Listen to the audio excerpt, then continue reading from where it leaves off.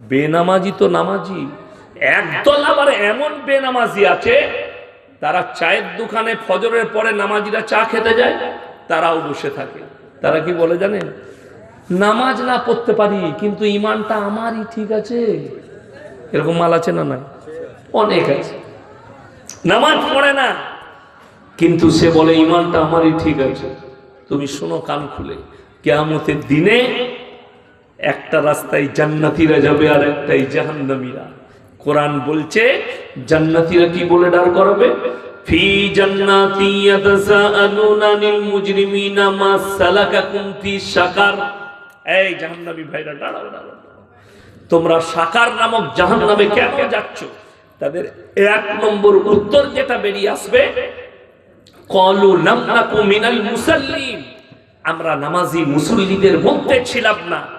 ওয়ালাম নাকু নুতিমুল মিসকিন, আর আমরা মিসকিনকে খানা খাওয়াইতাম না। ওয়া কুন্না নাখুদু মাআল খাইদিন। এটা বড় প্যাথেটিক।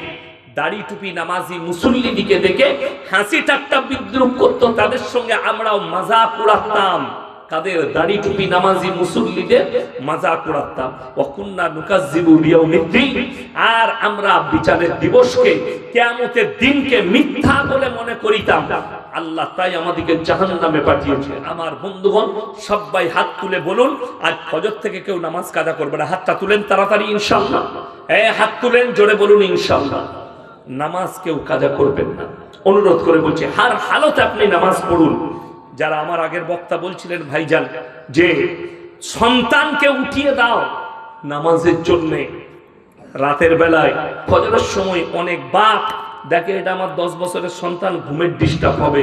তার থেকে বড় ওই বেটার জন্য তার থেকে বড় দুশ্মন পৃথিবীতে কেউ নেই, যে সন্তানের ঘুম নষ্ট হবে বলে সন্তানকে উঠাই না, সন্তানের ঘুম নষ্ট হবে বলে। এর থেকে বড় দুশ্মন কেউ নেই। আসরের সময় সন্তানকে যারা মসজিদে পাঠাই না, আজকে বড় কষ্ট লাগে। সব নামাজ, আমল, ইবাদত সব বরবাদ করেছে এই মোবাইল। সন্তানকে ধার করে মোবাইল কিনে দিচ্ছে। মেয়ে স্কুলে যাবে, মেয়ে কলেজে যাবে, মেয়ে ইউনিভার্সিটিতে যাবে, তাকে দিনা করেও একটা মোবাইল কিনে দিচ্ছে। কিন্তু জিন্দেগিতে মেয়েকে বলে না, মা নামাজটা জীবনে কাজা করিস না, তুমি বালিগ হয়েছো, চলো নামাজটা পড়ো, স্কুল থেকে এলে নামাজ পড়ে লাও, নামাজটা আদায় করে লাও, তারপরে তোমাকে ভাত দিচ্ছি। দুঃখ কোথায় জানেন? একজন মানুষ, একটা ছেলে টিউশন কামাই করলে বাপ মারে, মা অত্যাচার করে। কেন? আরে টাকা দিয়ে টিউশন পড়াচ্ছি, তোমার বাপের টাকাটা সস্তা। এই ভাষা বলে না? বলে না? মা বলে, বাবা বলে, টিউশন পড়াচ্ছি তোমাকে মানুষ করার জন্যে, তুমি এটা ভাবছো না তোমাকে মানুষ করার জন্যে টাকাটা নষ্ট করছো। এইভাবে মারা বলে, কিন্তু একবারও বলে না, হে বাপ, হে আমার মা, তুমি নামাজটা 5 ওয়াক্তের পড়ো, নাহলে দুনিয়া তো কিছুই নয়। যারা মনে করছেন দুনিয়াটা আসল, কোরআনে আছে ওমাল হায়াতুদ দুনিয়া ইল্লা মাতাউল গুরুর, এই দুনিয়াটা তোমাদের জন্য সম্পূর্ণ ধোঁকা। আমার আল্লাহ কোরআনে নিজে বললেন নবীকে, তুমি তোমার উম্মতিকে বলে দাও এই দুনিয়া তোমাদের জন্য সম্পূর্ণ ধোঁকা। সবাই নিয়ত করুন, আমরা নিজেরা নামাজি হব, পরিবারকে এবং সন্তানকে নামাজের দাওয়াত দেব। বলুন ইনশাআল্লাহ। আপনি একজন নামাজি ব্যক্তি, বাড়ি থেকে বেরিয়েছেন, মসজিদে যাবেন নামাজ পড়তে, আসছেন, ছেলেরা মুসলিম যুবকরা মাচায় বসে আড্ডা মারছে। আপনার নৈতিক দায়িত্ব হচ্ছে এবং ইমানি দায়িত্ব হচ্ছে তাদেরকে বলা, এই আজান হয়েছে শুনিসনি, চলো তাড়াতাড়ি গোসল করে মসজিদে আই, চল যা জামা পরে আই, চল নামাজটা পড়লে। আর যদি জামা পরে বসে থাকে, ডানাটা ধরে মসজিদে নিয়ে চলো। পাক আছিস, পবিত্র আছিস, চল মসজিদে নামাজটা পড়বি। টেনে নিয়ে গিয়ে মসজিদে ভরে দেবে, আপনি নেকি পাবেন। আমার বন্ধুগণ, আমার ভাই, পৃথিবীতে আল্লাহর কাছে 3টে মারাত্মক নিকৃষ্ট পাপ, তার মধ্যে 1 নম্বর হচ্ছে শিরকের পাপ। শিরক। আজকে মুসলমানদের একদল উঠে পড়ে লেগেছে। আল্লাহ রাসূলের হাদিসে আছে, কিয়ামতের পূর্বে আমার এক শ্রেণীর উম্মতি তারা মুশরিক হয়ে যাবে, কাফের হয়ে যাবে। নামটা মুসলমান থাকবে, তাদের চেহারা মুসলমান থাকবে, তাদের আকীদা তারা দেখাবে, তাদের আকৃতি মুসলমানের মতো থাকবে, কিন্তু তারা কাফের আর মুশরিক হয়ে যাবে, তারা ঈমান হারা হবে। কেন? যখন দেখতে পাবে তারা কবরের উপাসনা শুরু করেছে, তারা গাছের উপাসনা শুরু করেছে, তারা আপনার ঢিপির উপাসনা শুরু করেছে, তারা ঠাকুরের উপাসনা শুরু করেছে। আজকে কষ্ট লাগে। আমি কালকের জলসায় বলেছি, কেন? সেখানে অনেকগুলো দোকানদারি ছিল। আমি তখন একটাই উত্তর দিয়ে সেখানে বলে এসেছি যে আমার ভাই অনেক মুসলিম ছেলে, একটা ছেলে দোকান লাগিয়েছে মুর্শিদাবাদে গত 3 দিন আগে জলসায়। তো সেই ছেলেটা কিসের দোকান লাগিয়েছে? খেলনা ফেলনা বাচ্চাদের বেচছে, তার সঙ্গে এক গাদা পুতুল বিক্রি করছে। পুতুল বুঝেন তো? ডল, পুতুল। কোনো মুসলমান ছেলে দেখবেন কাপড়ের বাঘ ভালুক ইত্যাদি তৈরি হয় না, ওগুলো বিক্রি করছে। ওই ছেলেটা আমার সাথে মোলাকাত করতে এলো, বললে হুজুর আমার জন্য দোয়া করবেন। আমি বলি দোয়া কি করে কাজে লাগবে? কেন? আমি বলি তুমি তো ইব্রাহিম নবীর বাপের থেকেও খারাপ পাপ করছো। বলে কেন হুজুর? আমি বলি তুমি পুতুল বিক্রি করছো।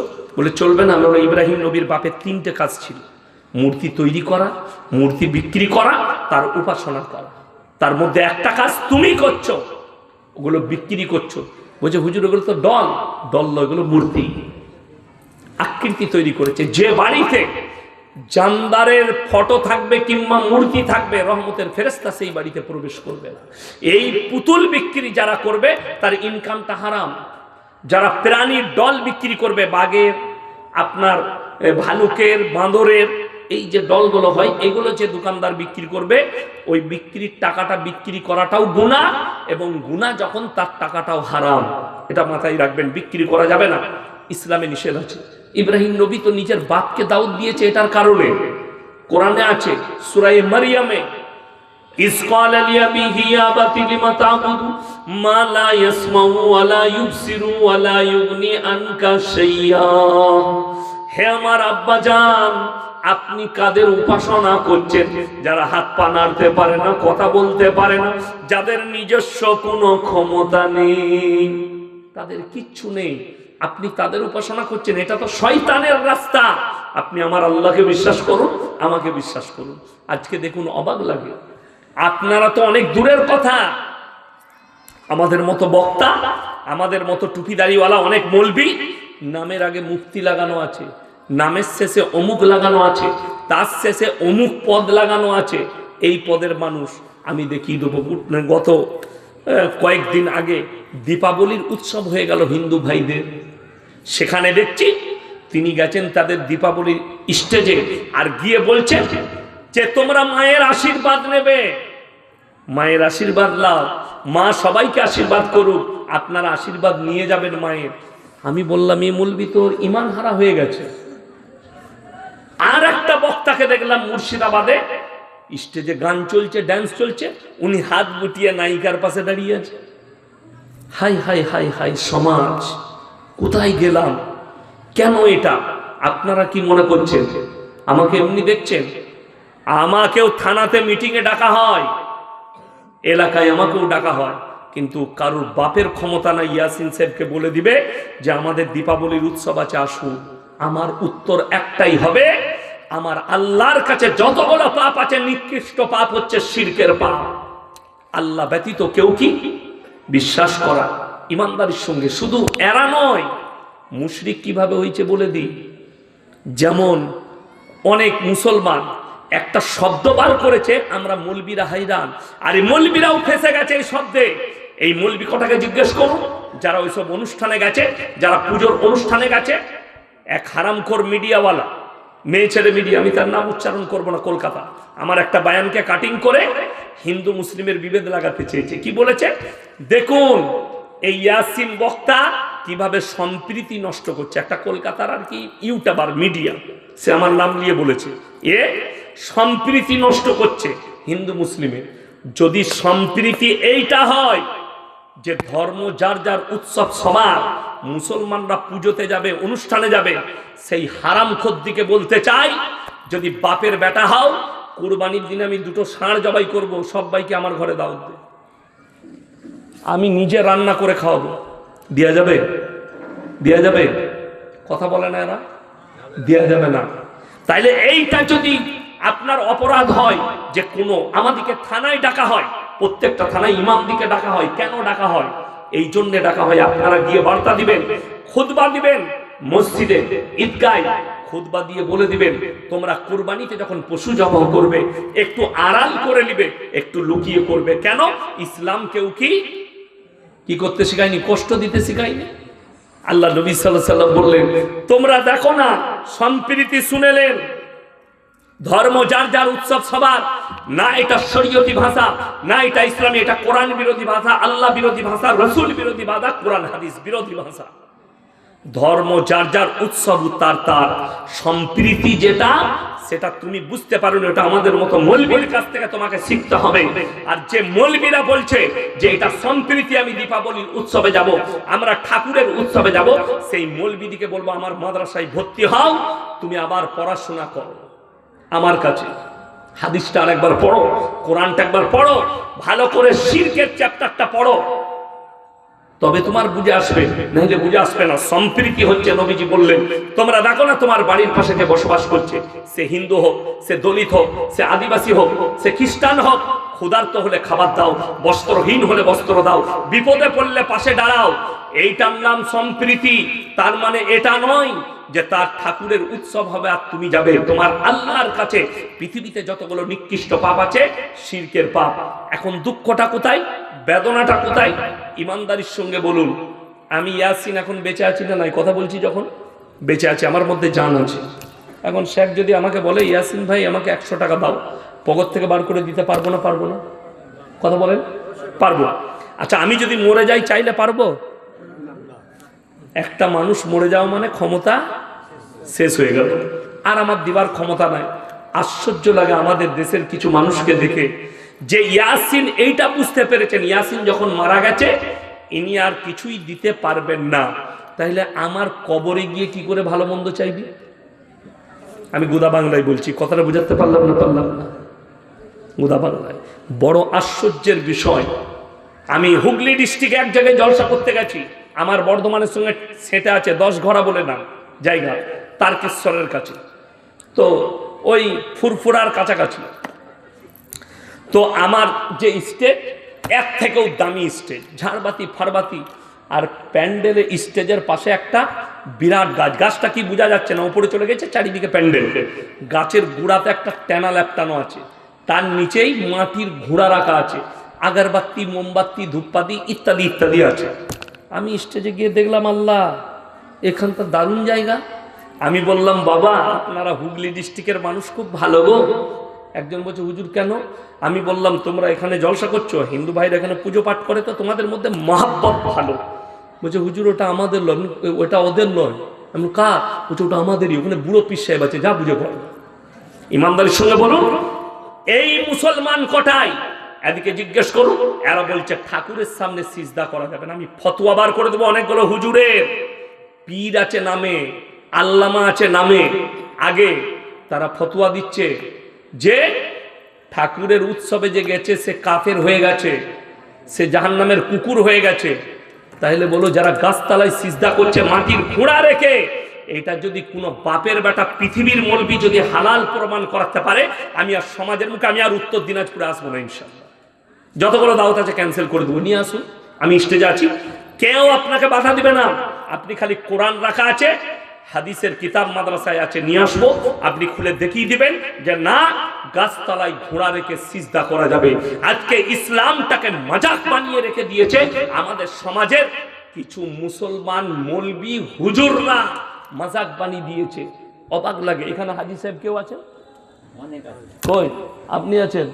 আর আপনি ওই তো পাশেই আছে।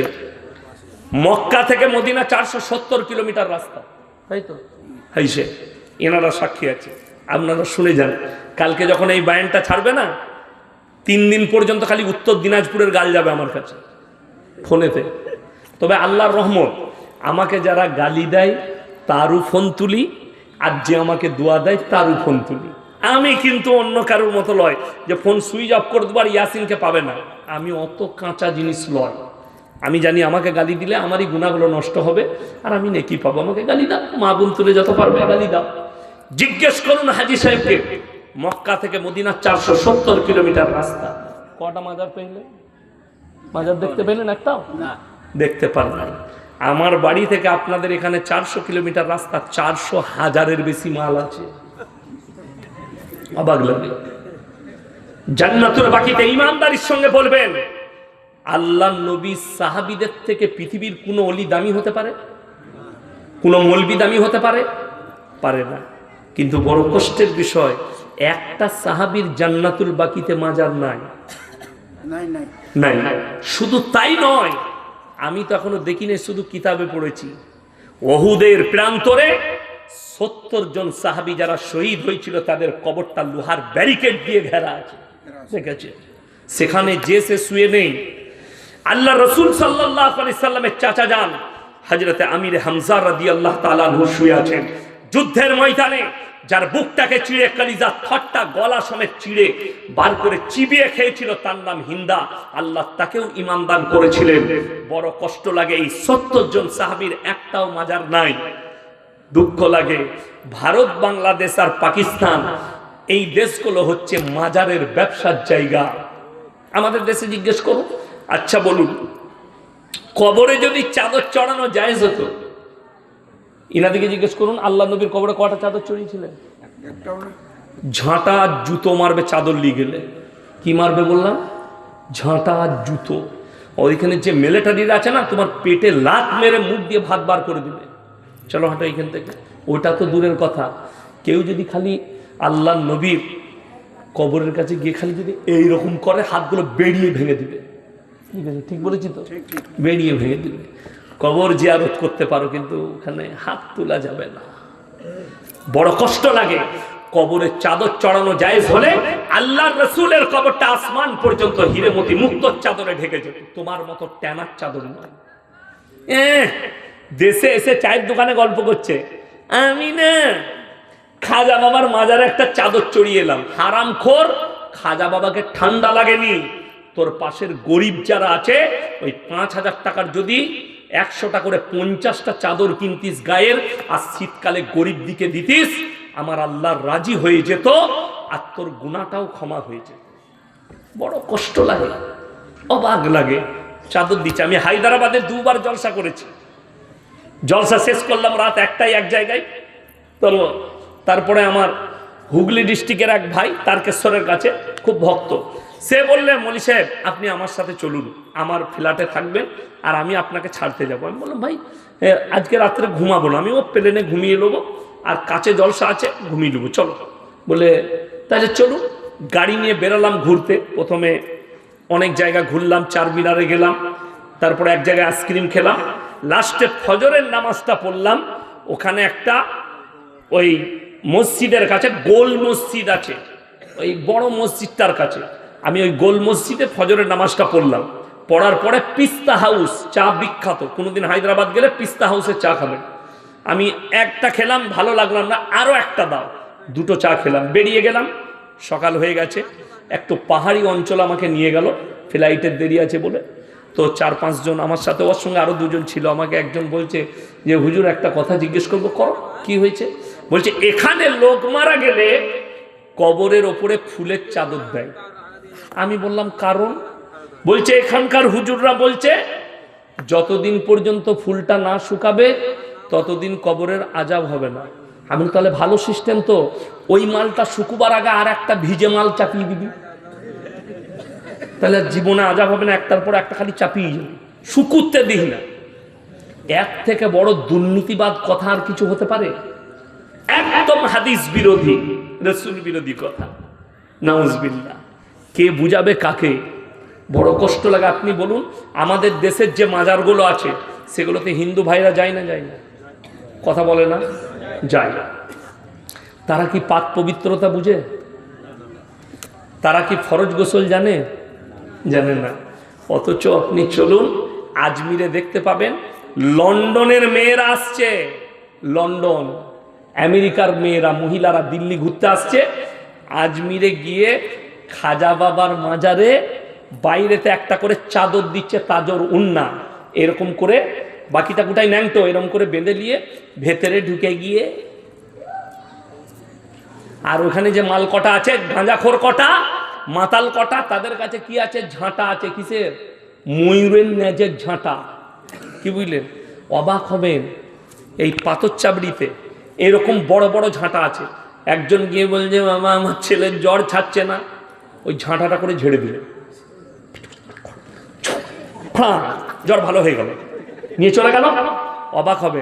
আর যখন বাবার যে ঝাঁটাটা মারছে, তার যখন জ্বর হয়েছে, সে সিউড়ি হসপিটালে লাইন দিয়েছে। একজন বললে, আচ্ছা সেই ঝাঁটাটা কি হলো? বলছে ওইটা ঘরের ঝাঁটা, তো পরেরই কাজে লাগে, নিজের লাগে না। এই বললেই খারাপ, আশ্চর্য হয়ে যাবেন। আপনাদের উত্তর দিনাজপুর, দক্ষিণ দিনাজপুর, মালদা, মুর্শিদাবাদ, বর্ধমান, আপনার বাঁকুড়া, পুরুলিয়া, 24 পরগনা, হাওড়া থেকে চৈত্র মাসে পাথর চাবড়ির মেলা হয়, দাতা বাবার মেলা। পায়ে হেঁটে যাচ্ছে। কেন? গুটকাখোর জিলাপি হুজুর বলেছে পায়ে হেঁটে গেলে হজের নেকি পাবে। নাউজবিল্লাহ বলে। শুনে যান, একটা মারাত্মক মাসলা। যদি কোনো আমার দিনী ভাই থাকেন, নিজেকে সুন্নি বলেন, শুনে যান, তোমার মৌলবীকে দলিল দিতে বলো, 3টে জায়গা ছাড়া নেকির উদ্দেশ্যে সফর করা যাবে না। একটা হচ্ছে মক্কা, 2 মদিনা, 3 বাইতুল মাকদাস। এই 3টে জায়গা ছাড়া কেউ যদি বলে আমি নিয়ত করেছি আজমিরে গিয়ে নামাজ পড়বো, তো নেকি তো দূরের কথা, কবরে কেলানি খাবি, মার খাবি কবরে, জুতো করে ঝাঁটা করে মারবে ফেরেশতারা, লাথি মারবে তোমার পেটে, তোমার আযাব কেউ রুখতে পারবে না। একদম বদ্দিনী। আমার ভাই যারা মনে করছেন এই মৌলবীটা পীর বিরোধী মৌলবী, আমি পীর বিরোধী। পীর মানে হচ্ছে বয়োজ্যেষ্ঠ মানুষ। এই মানুষটা বয়োজ্যেষ্ঠ, একে আমি পীর বলতে পারি, সম্মান করব, আমার থেকে বয়সে বড়। আচ্ছা বলুন তো, বাম্মায়ের থেকে বড় পীর পৃথিবীতে কেউ হতে পারে? পারে না। বাপকে ভাত দেয় না, মাকে ভাত দেয় না, কিন্তু পীরের পায়ে চুমু খাওয়া ছাড়বে না, হারাম। আমি আমার বর্তমান জেলার কথা বলছি, দেখিয়ে দেবো এমনও গ্রাম হারামখোররা পীরের পিসাবটা টাঙিয়ে রেখেছে, ছেলে জ্বর এলে পান করায়। এটা আপনি মিথ্যা বলছেন? আমার আব্বাজির ফোন নম্বর থাকলে জিজ্ঞেস করুন, আমার এলাকায় দেখিয়ে দেবো। পীর সাহেবের ঘরে কুকুর ছিল, পীর সাহেব মারা গেছে, পীর সাহেবের মাজার হয়েছে, পীর সাহেবের ঘরের কুকুরটা মারা গেছে, তারও মাজার হয়েছে, তারও ওরও 6 বছরে একদিন। নাউজবিল্লাহ বলে, নাউজবিল্লাহ বলে। অবাক লাগবে। তাহলে আপনি কাকে গালি দিচ্ছেন? এইগুলো তো সবই শিরকের জায়গায়, শিরকের জায়গা। আল্লাহ ব্যতীত ভালো মন্দের মালিক পৃথিবীতে বলুন কেউ আছে? নাই। সৃষ্টিকর্তা, আমার সৃষ্টিকর্তাকে আল্লাহ। আরে অবাক হবেন, আপনাদের চোপড়া আছে না ইসলামপুরের কাছে? চোপড়া, আমি 1 মাস আগে চোপড়ায় জলসা করেছি, অক্টোবর মাসের কত তারিখে। তো ওই চোপড়ার পাশে একজন বক্তা এসেছিল উত্তরপ্রদেশ থেকে, ইউপি থেকে, এই মোটা পাগড়ি, কি বুঝলেন? তো আমি তার বায়ানটা শুনছিলাম। তিনি বায়ান করছেন, এমন একটা বায়ান, যতগুলো মানুষ ওই বায়ানটার উপরে আকীদার বিশ্বাস আনবে, ঈমান হারা হয়ে যাবে। কি বায়ান? मेरे दोस्तों, मेरे भाइयों, बड़ा पीर अब्दुल कादिर जिलानी कौन थे मालूम है? इनको मालूम नहीं है। बड़ा पीर अब्दुल कादिर जिलानी तो वो थे जो कि काबा घर तवाफ करने नहीं जाते थे, बल्कि काबा घर उनके घर पे आते थे तवाफ करने। बोलून नाउजुबिल्लाह। এটা হচ্ছে তার ভাষা। শুধু এই ভাষা নয়, ইমানদারির সঙ্গে বলুন, ইনি তো হাদিস পড়ায় পণ্ডিত মানুষ। ইনাকে আমি চ্যালেঞ্জ দিলাম, একটা যদি হাদিস বার করতে পারে, জাল হাদিস যদি কেউ বার করে আনতে পারে, যে নবীজি সাল্লাল্লাহু আলাইহি সাল্লাম বকরির মাংস খেয়েছে না খাইনি? শেখ, বকরির মাংস খেয়েছেন, উটের মাংস খেয়েছেন, দুম্বার মাংস খেয়েছেন। আচ্ছা এরকম হাদিস আছে শেখ যে উটটাকে জীবিত করে দিয়েছে নবী? নাই। কিন্তু শুনেলেন সিন্নি খোরের বায়ান শুনেন, গুটকা খোরের। ভাইয়েরা, আমার মায়েরা, বোনেরা,